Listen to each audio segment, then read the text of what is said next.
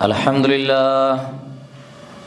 لله نحمده ونستعينه ونستغفره ونعوذ بالله من شرور أنفسنا ومن سيئات أعمالنا من يهده الله فلا مضل له ومن يضلل فلا هادي له وأشهد أن لا إله إلا الله وحده لا شريك له وأشهد أن محمدًا عبده ورسوله أما بعد فإن خير الحديث كتاب الله وخير الهدي هدي محمد صلى الله عليه وسلم وشر الأمور محدثاتها وكل محدثة بدعة وكل بدعة ضلالة وكل ضلالة في النار فأعوذ بالله السميع العليم من الشيطان الرجيم بسم الله الرحمن الرحيم قاف والقرآن المجيد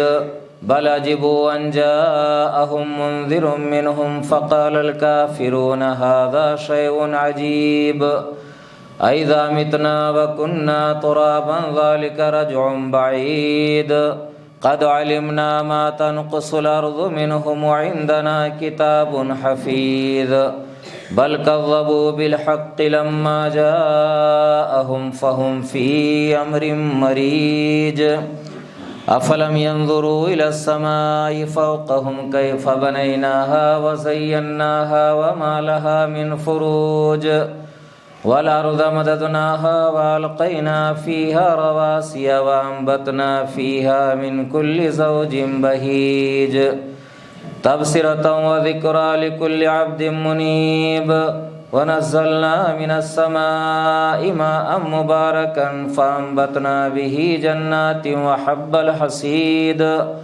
والنخل باسقات لها طلع نضيد رزقا للعباد وأحيينا به بلدة ميتا كذلك الخروج كذبت قبلهم قوم نوح وأصحاب الرس وثمود وعاد وفرعون وإخوان لوط وأصحاب الأيكة وقوم تبع كل كذب الرسل فحق وعيد أفعينا بالخلق الأول بل هم في لبس من خلق جديد بارك الله لي ولكم في القرآن المجيد ونفعني وإياكم بالآيات والذكر الحكيم إنه تعالى جواد كريم ملك بر رؤوف رحيم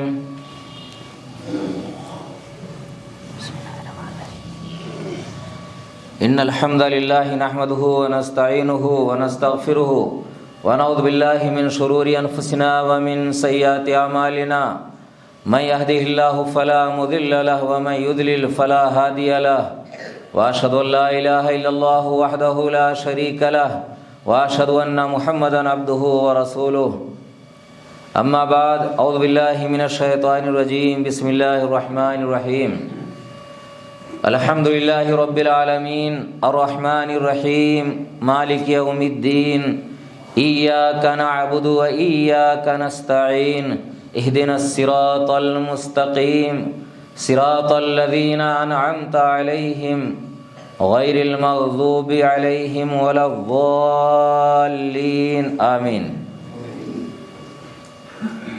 تمام قسم کی تعریفات بڑائی بزرگی اللہ رب العالمین کے لیے سزاوار ہے اور بے شمار درود و سلام نازل ہوں تمام انبیاء کرام پر، خصوصاً اللہ کے آخری نبی حضرت محمد مصطفیٰ صلی اللہ علیہ وسلم پر۔ حضرات گرامی، آپ کے سامنے بہت مشہور و معروف سورت تلاوت کی گئی ہے جس کو ہم سورہ فاتحہ کے نام سے جانتے ہیں۔ یہ سورت مکی ہے۔ مکی کا مطلب ہے کہ ہجرت سے پہلے نازل ہوئی ہے، اور یہ وہ سورت ہے جو سب سے پہلے مکمل نازل ہوئی ہے، یعنی سورتیں اس سے پہلے آیتیں نازل ہوئی ہیں الگ الگ سورتوں کی، لیکن یہ پہلی سورت ہے جو مکمل نازل ہوئی ہے ایک ساتھ میں۔ اس کی بڑی فضیلت ہے اور اس کے کئی نام حدیثوں میں آئے ہیں۔ قرآن و حدیث کا مطالعہ کیجئے تو کئی نام ملتے ہیں، کئی نام سے اس کو یاد کیا گیا ہے، اور امام قرطبی رحمۃ اللہ علیہ نے اس کے 12 نام بیان کیے ہیں۔ پہلا نام تو جیسے الصلاح ہے، اللہ کے نبی صلی اللہ علیہ وسلم نے ارشاد فرمایا، حدیث قدسی ہے کہ اللہ فرماتا ہے قسمت الصلاۃ بینی و بین عبدی نصفین، میں نے نماز کو آدھا آدھا اپنے درمیان اور اپنے بندے کے درمیان بانٹ دیا ہے۔ تو یہاں دیکھیے قسمت الصلاۃ کہا، میں نے نماز کو بانٹ دیا ہے۔ سورہ فاتحہ مراد ہے کہ سورہ فاتحہ کو میں نے آدھا آدھا بانٹ دیا ہے۔ سورہ فاتحہ کے آدھے حصے میں کیا؟ اللہ کی تعریف ہے، حمد و ثنا ہے، اس کی کبریائی ہے، بڑائی ہے، بزرگی ہے، اس کی تعریف و توصیف بیان کی گئی ہے۔ اور بعد والے میں بندے نے اللہ سے دعا کی ہے، اللہ سے مانگا ہے، تو اس کا ایک نام ہو گیا الصلاح۔ دوسرا نام ہے الحمد، چونکہ حمد کا لفظ دیکھتے ہیں الحمدللہ رب العالمین، تو اسی کی مناسبت سے اس کا نام الحمد بھی ہے۔ اس کا نام فاتحۃ الکتاب بھی ہے۔ فاتحۃ الکتاب کیوں نام ہے؟ قرآن کی شروعات، ابتدا، بھئی تلاوت کرتا ہے آدمی، قرآن کی تلاوت کی ابتدا دیکھیے سورہ فاتحہ سے ہے۔ قرآن لکھا گیا ہے تو شروعات دیکھیے سورہ فاتحہ سے ہے، اور ہر نماز کے قرأت کی ابتدا بھی سورہ فاتحہ سے ہوتی ہے، اس لیے اس کا نام کیا؟ فاتحۃ الکتاب رکھا گیا۔ اس کا ایک نام ام الکتاب ہے۔ امام بخاری رحمۃ اللہ علیہ نے تفسیر میں، کتاب التفسیر میں اس کو ام الکتاب اس لیے کہا ہے کہ مصحف کی کتابت کی ابتدا، یعنی قرآن کی کتابت کی ابتدا اور نماز کی ابتدا، نماز میں قرأت کی ابتدا اسی سے ہوتی ہے، اس لیے اس کا نام رکھا گیا ام الکتاب۔ اور ام الکتاب نام رکھنے کی ایک وجہ یہ بھی بیان کی گئی ہے کہ سورہ فاتحہ میں قرآن کے معانی اور مضامین اجمالی طور پر پورے آ گئے ہیں، اجمالی طور پر ان کا ذکر کیا گیا ہے، یعنی مختصراً ان کا ذکر اس میں کر دیا گیا ہے، قرآن کے سارے مضامین اور سارے معانی کا۔ اس کا نام ام القرآن بھی ہے۔ ترمذی نے، امام ترمذی نے ابو ہریرہ رضی اللہ تعالیٰ عنہ سے روایت کیا ہے کہ اللہ کے نبی صلی اللہ علیہ وسلم نے کہا کہ الحمدللہ یہ ام الکتاب، ام القرآن ہے، ام الکتاب ہے، السبع المثانی ہے۔ اس کا ایک نام السبع المثانی ہے۔ السبع المثانی کا مطلب بھئی 7 آیتیں اس میں ہیں، تو اس کا نام سبع المثانی رکھا گیا، اور ہر نماز میں ان کو دہرایا جاتا ہے، نماز کی ہر رکعت میں دہرایا جاتا ہے، اس لیے اس کا نام سبع المثانی ہے۔ قرآن عظیم بھی اس کا نام ہے۔ قرآن عظیم اس لیے نام رکھا گیا کہ قرآن کی تمام تعلیمات اس میں سمو دی گئی ہیں۔ اس کا نام الشفا بھی ہے۔ ابو سعید خدری رضی اللہ تعالیٰ عنہ راوی حدیث سے فرماتے ہیں کہ اللہ کے نبی صلی اللہ علیہ وسلم فرمایا کہ فی فاتحۃ الکتاب شفاء لکل داء، کہ فاتحۃ الکتاب میں ہر بیماری کی شفا ہے۔ اس کا نام الرقیہ بھی ہے۔ رقیہ، رقیہ یعنی دم۔ اللہ کے نبی صلی اللہ علیہ وسلم نے اس کو دم کہا ہے۔ آپ نے ایک صحابی سے پوچھا، جس صحابی نے ایک قبیلے کے سردار کو سانپ نے ڈس لیا تھا تو دم کیا تھا انہوں نے، وہ آدمی اچھا ہو گیا، سردار اچھا ہو گیا، تو آپ نے پوچھا کہ تمہیں کیسے پتہ چلا کہ یہ دم ہے؟ تو کہا، صحابی نے کہا کہ میرے دل میں بات ڈال دی گئی تھی، یعنی اللہ کی طرف سے ایسے آ گیا میرے دل میں، اور میں نے دم کیا تو اچھا ہو گیا۔ اس کا نام الاساس بھی ہے، بنیاد۔ امام شافعی رحمۃ اللہ علیہ عبداللہ بن عباس رضی اللہ تعالی عنہما سے روایت کرتے ہیں کہ فاتحۃ الکتاب کیا ہے؟ یہ اساس قرآن، اس کا نام اساس ہے، الاساس نام ہے، اور اس کا نام الوافیہ بھی ہے۔ الوافیہ کیوں نام ہے؟ الوافیہ اس لیے نام ہے کہ اس کو دو حصوں میں بانٹا نہیں جا سکتا ہے۔ آپ دیکھتے ہیں کہ نمازی امام جب نماز پڑھاتا ہے تو سورتوں کی کچھ آیتیں تلاوت کرتا ہے، پوری سورت نہیں تلاوت کرتا ہے، کہیں سے لے لیتا ہے 2-4 آیتیں اور تلاوت کرتا ہے۔ لیکن سورہ فاتحہ کو 2 حصوں میں بانٹا نہیں جا سکتا ہے، اس کو تقسیم نہیں کیا جا سکتا ہے۔ ایسا نہیں ہو سکتا ہے کہ آدھا حصہ کسی نماز کسی رکعت میں تلاوت کر دو، آدھا حصہ کسی رکعت میں۔ اسی لیے اس کا نام الوافیہ رکھا گیا، اور الکافیہ بھی اس کا نام ہے۔ الکافیہ کیوں نام ہے؟ الکافیہ یحییٰ بن ابی کثیر رحمۃ اللہ علیہ نے ذکر کیا ہے کہ الکافیہ اس لیے نام رکھا گیا ہے کہ قرآن کی تمام صورتیں سورہ فاتحہ کی طرف سے کافی نہیں ہو سکتی ہیں، لیکن سورہ فاتحہ سب کے بدلے میں کافی ہو سکتی ہے۔ یعنی سورہ فاتحہ کے بغیر نماز نہیں ہوتی ہے۔ کوئی آدمی اپنی رکعت میں نماز میں کم سے کم سورہ فاتحہ پڑھے گا تو ہی نماز ہوگی، تو یہ اس کا نام کافیہ رکھا گیا۔ حدیثوں میں اس کی بڑی فضیلت آئی ہے۔ ویسے بھی ایک حدیث میں اللہ کے نبی صلی اللہ علیہ وسلم فرماتے ہیں کہ ترمذی نسائی کی حدیث ہے، فرماتے ہیں کہ تورات اور انجیل میں سورہ فاتحہ جیسی کوئی سورت نازل نہیں کی گئی، اور قرآن میں بھی سورہ فاتحہ جیسی کوئی سورت نہیں ہے۔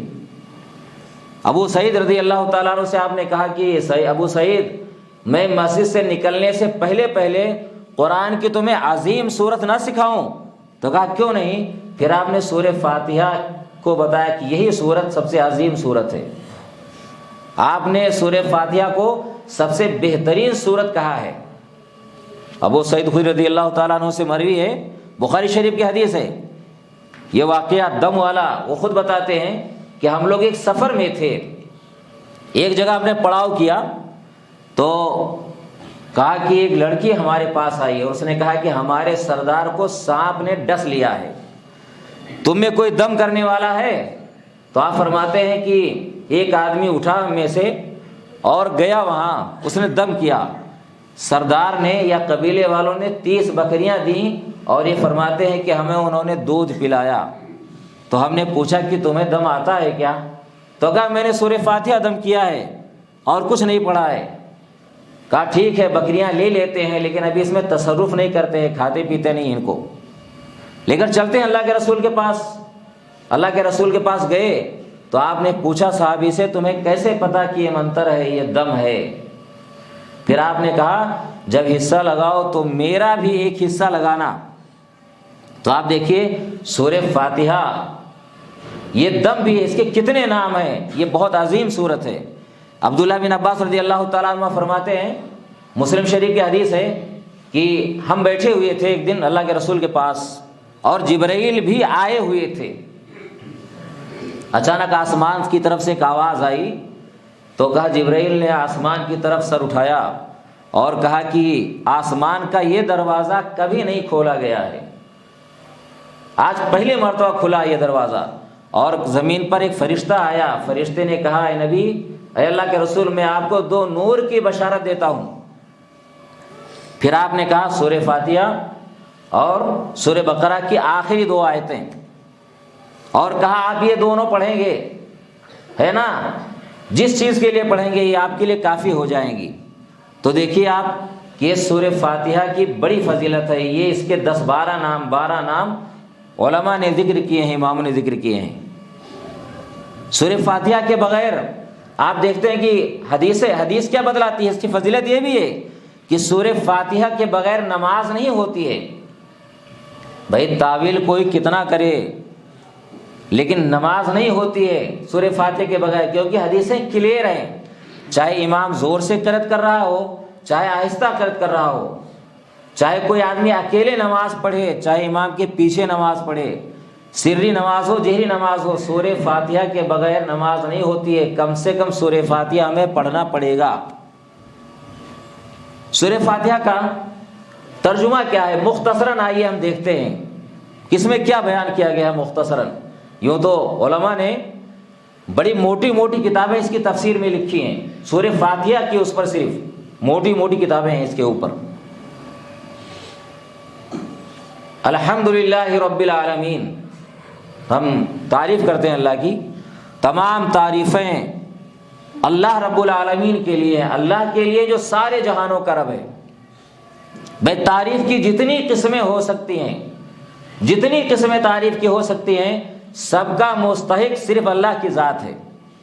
آپ بتائیے دنیا کی کسی چیز میں کوئی خوبصورتی ہے، کوئی اچھائی ہے، کوئی خوبی ہے، ہم اس کی تعریف کرتے ہیں کہ بہت اچھا ہے، لیکن ظاہر سی بات ہے مکان کی تعریف کی جائے تو مکان کی تعریف نہیں ہوتی ہے، بنانے والے کی تعریف ہوتی ہے۔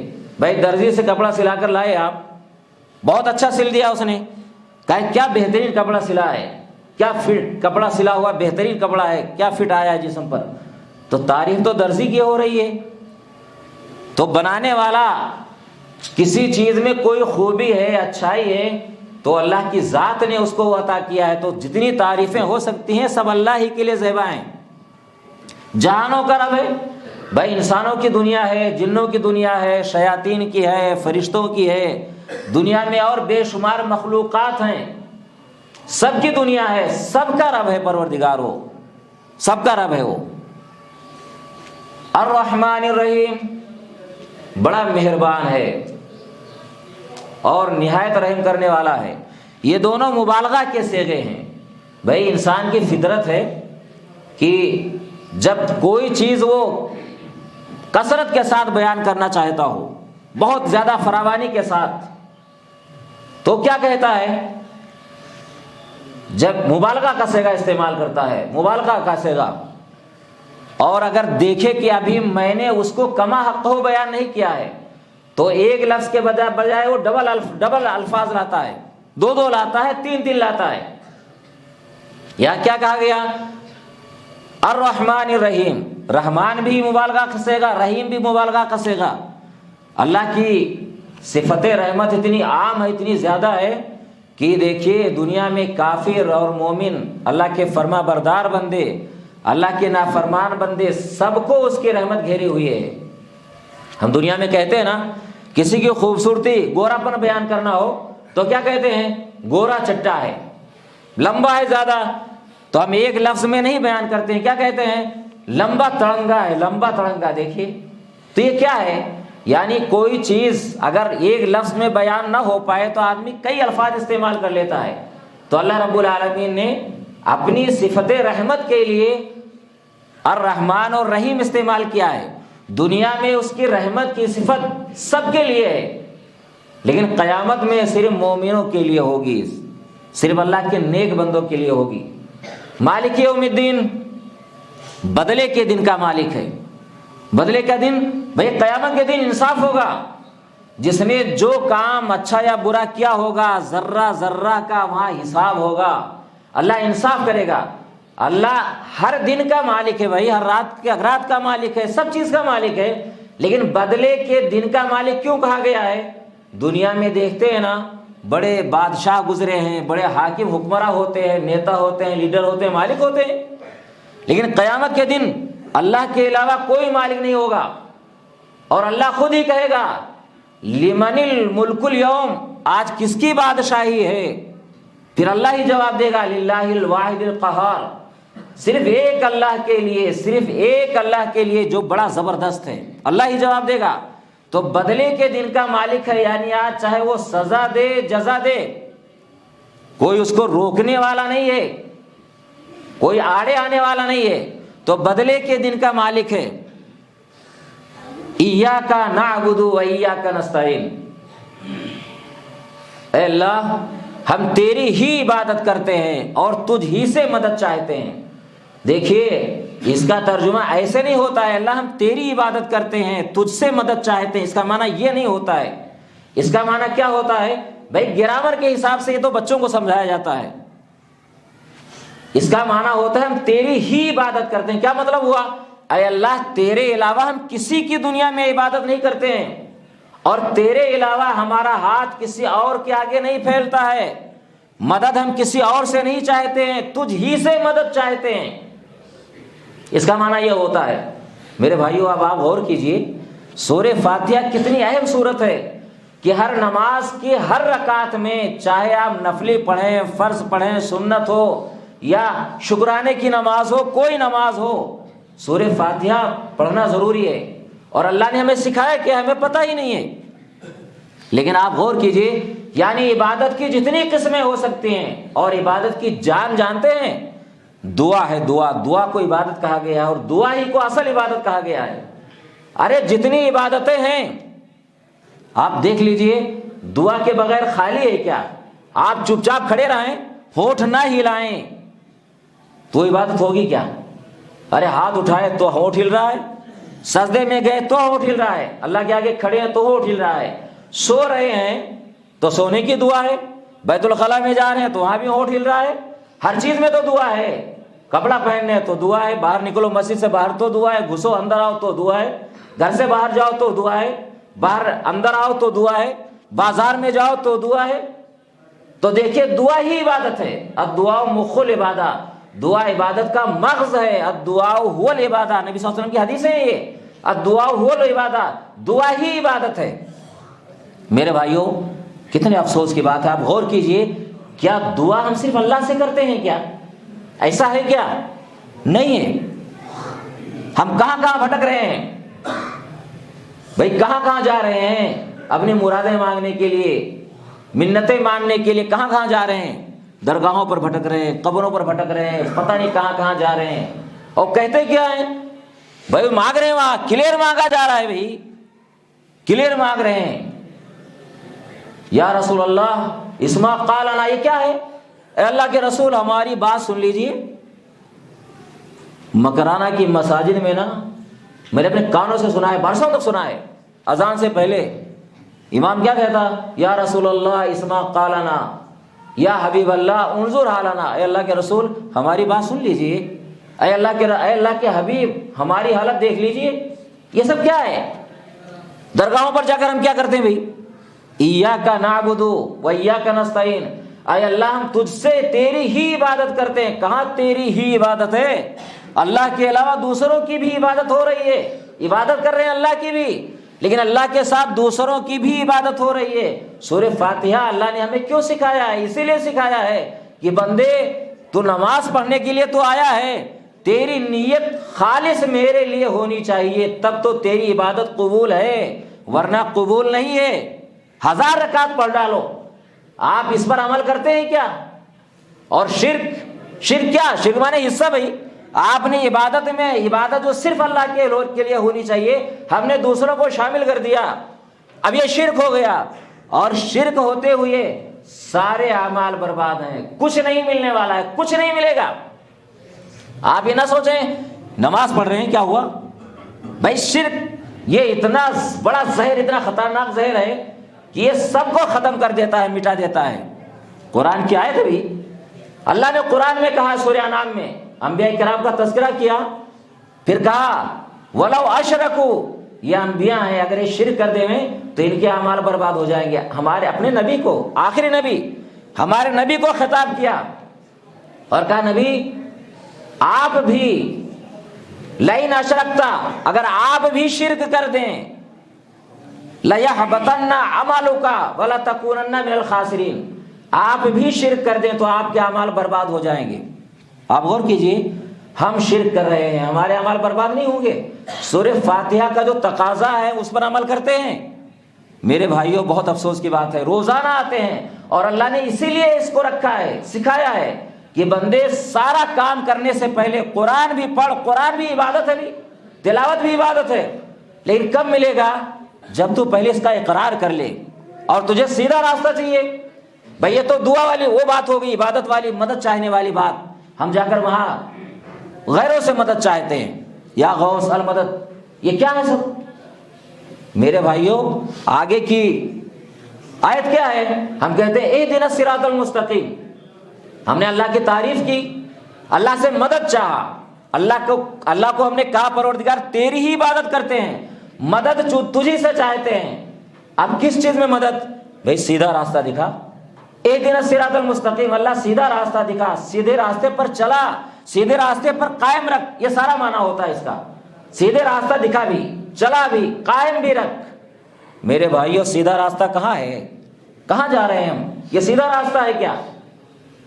اب سیدھا راستے کی بھی توضیح اللہ نے کی ہے، وضاحت کی ہے اگلی آیت میں، صراط الذین انعمت علیہم، پروردگار ان کا راستہ، صراط مستقیم کن کا راستہ؟ ان کا راستہ جن پر تو نے انعام کیا ہے۔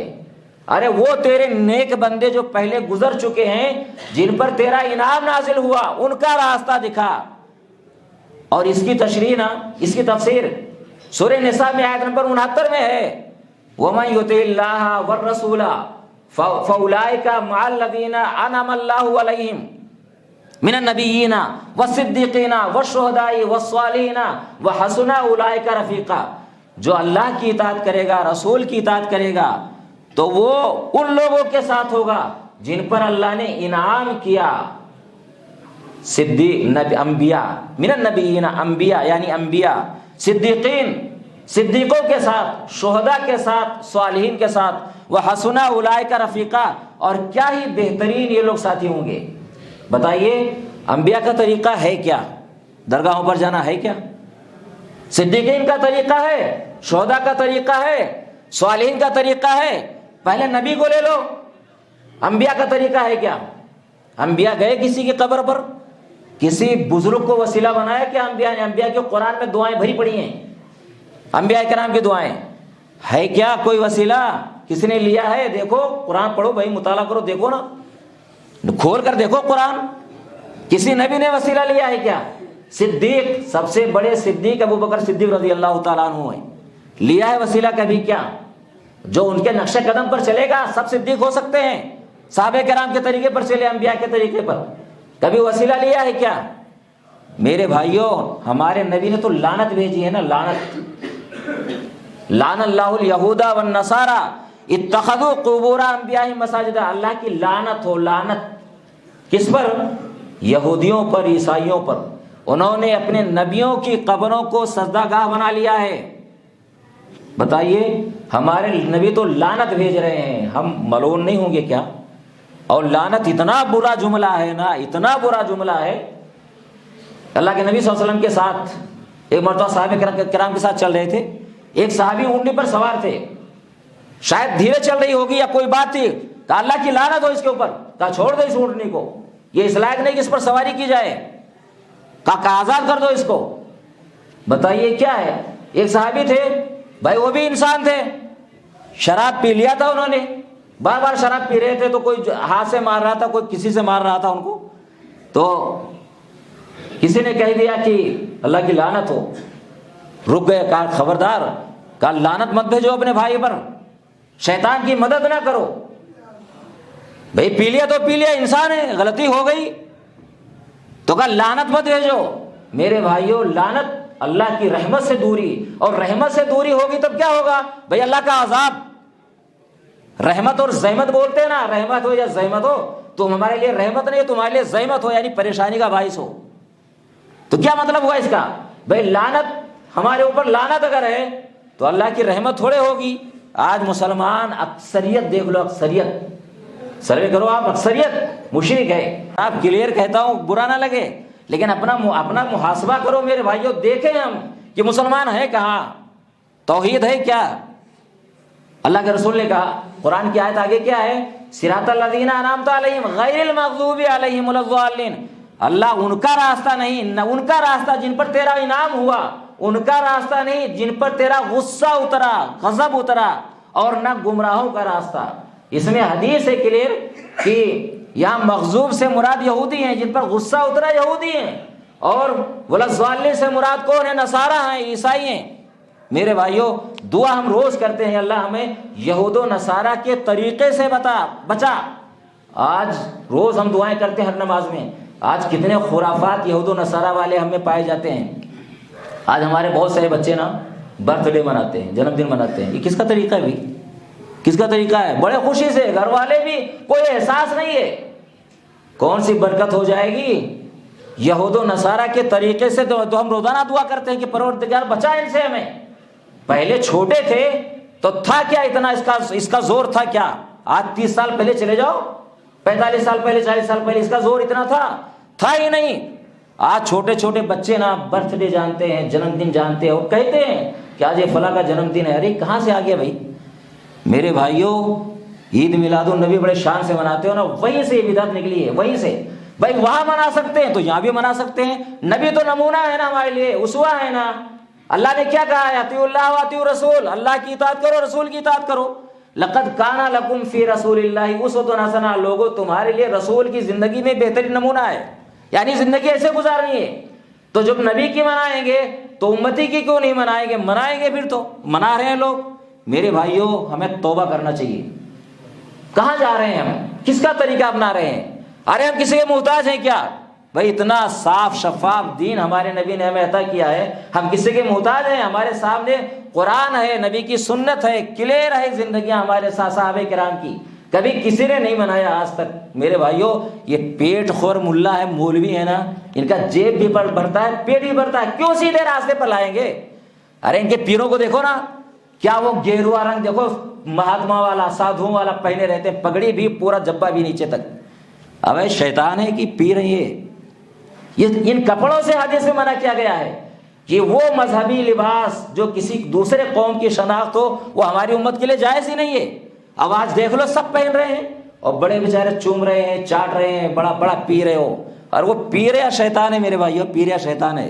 میرے بھائیوں قرآن و حدیث کو سامنے رکھو، نبی کا اسوہ سامنے رکھو، صحابہ کرام کو سامنے رکھو۔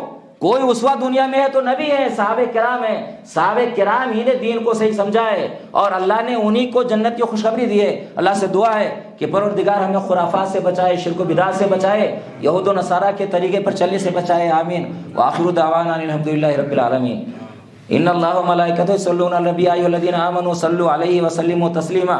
اللهم صل علی محمد وعلی آل محمد کما صلیت علی ابراہیم وعلی آل ابراہیم انک حمید مجید۔ اللهم بارک علی محمد وعلی آل محمد کما بارکت علی ابراہیم وعلی آل ابراہیم انک حمید مجید۔ ان اللہ یامر بالعدل والإحسان وایتاء ذی القربى وینہی عن الفحشاء والمنکر والبغی یعظکم لعلکم تذکرون۔ اذکروا اللہ یذکرکم وادعوہ یستجب لکم ولذکر اللہ تعالی اعلی وجل واتم وهم اکبر۔